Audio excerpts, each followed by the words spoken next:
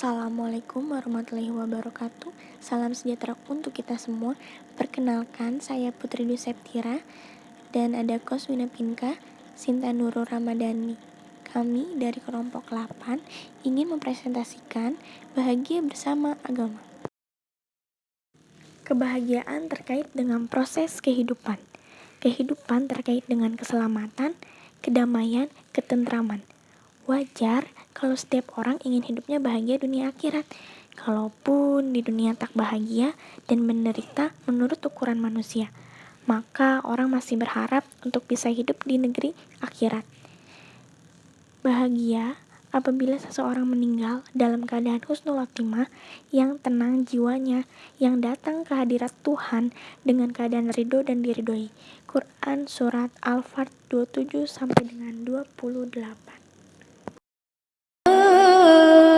أيتها النفس المطمئنة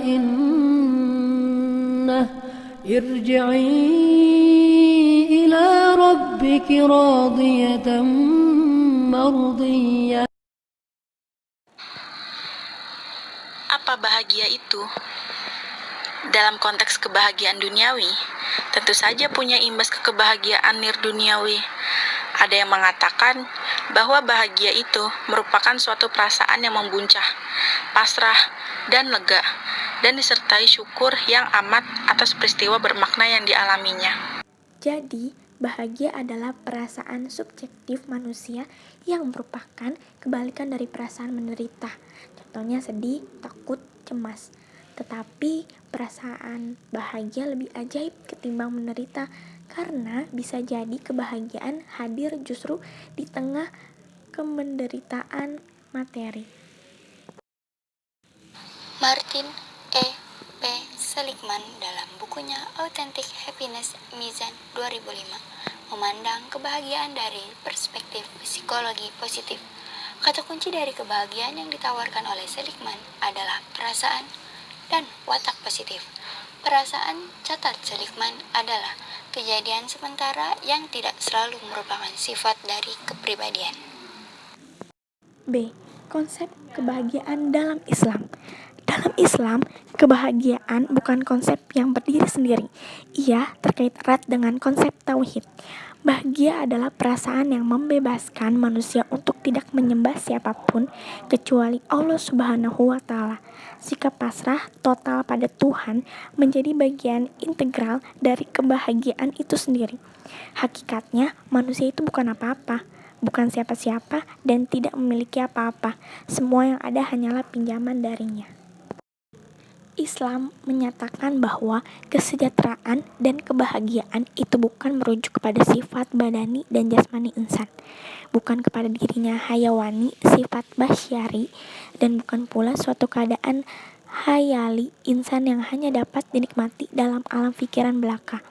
Kesejahteraan dan kebahagiaan itu merujuk kepada keyakinan diri akan hakikat terakhir yang mutlak yang dicari-cari itu, yakni keyakinan akan hak Allah Ta'ala dan penilaian amalan yang dikerjakan oleh diri berdasarkan keyakinan itu dan menuntut titah batinnya. Kepercayaan kepada Tuhan yang Maha Kuasa amat penting karena keberadaan manusia bukan dengan sendirinya, tetapi diciptakan oleh Tuhan.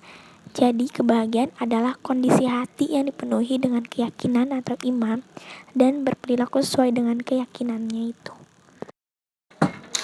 Menurut Al-Ghazali, puncak kebahagiaan pada manusia adalah jika dia berhasil mencapai ma'rifatullah, telah mengenal Allah Subhanahu wa Ta'ala. Selanjutnya, Al-Ghazali menyatakan, ketahuilah bahagia tiap-tiap sesuatu bila kita rasakan nikmat, kesenangan, dan kelezatannya. Maka rasa itu ialah menurut perasaan masing-masing. Maka kelezatan mata ialah melihat rupa yang indah, kenikmatan telinga mendengar suara yang merdu, demikian pula segala anggota yang lain dan tubuh manusia. C. Kebahagiaan hidup menurut Islam. 1. Kebahagiaan dunia. Islam telah menetapkan beberapa hukum dan beberapa kriteria yang mengarahkan manusia untuk mencapai kebahagiaan hidupnya di dunia. Hanya saja, Islam menekankan bahwa kehidupan dunia tidak lain hanyalah jalan menuju akhirat. Sedangkan kehidupan yang sebenarnya yang harus diupayakan adalah kehidupan akhirat.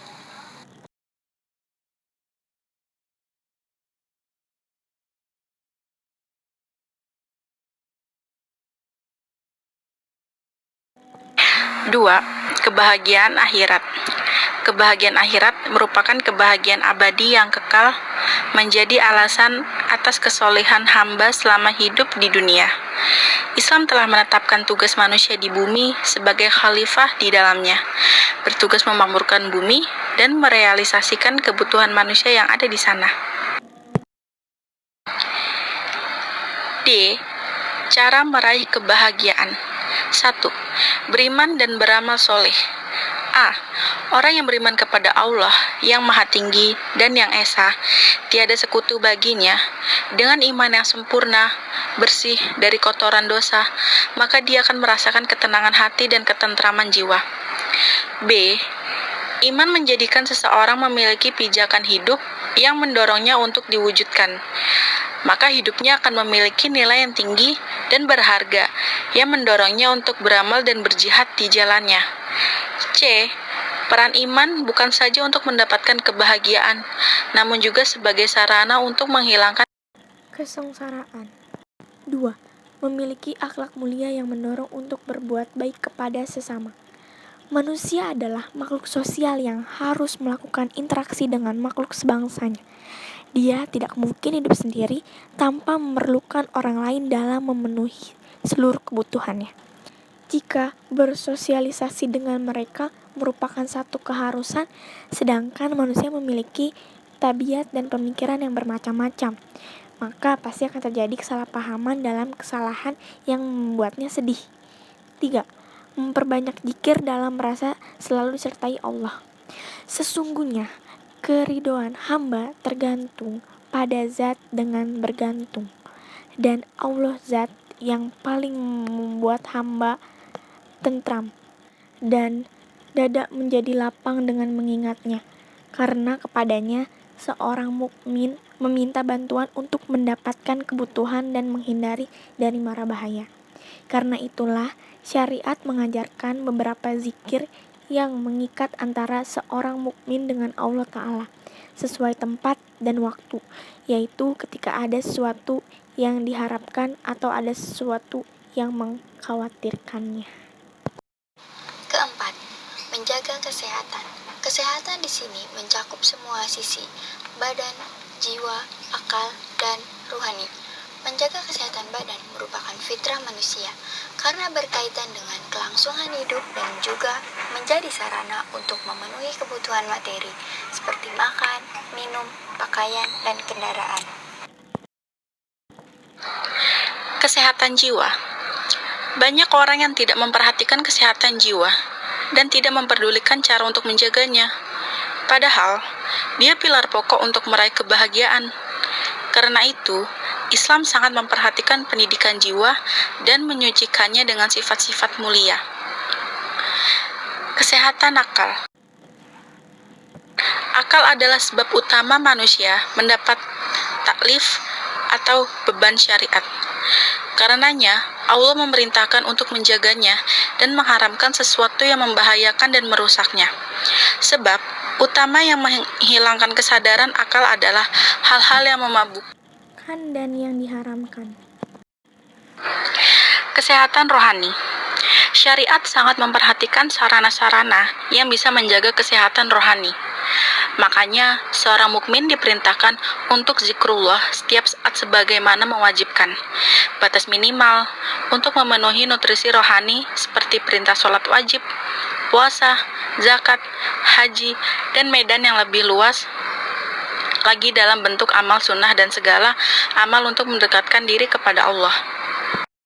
Ibadah-ibadah ini mengikat seseorang hamba dengan Robnya dan mengembalikan kepada Sang Pencipta ketika tersibuknya oleh dunia. Demikian isi presentasi kami kali ini. Kami yakin apa yang kami sampaikan dapat bermanfaat bagi kita semua.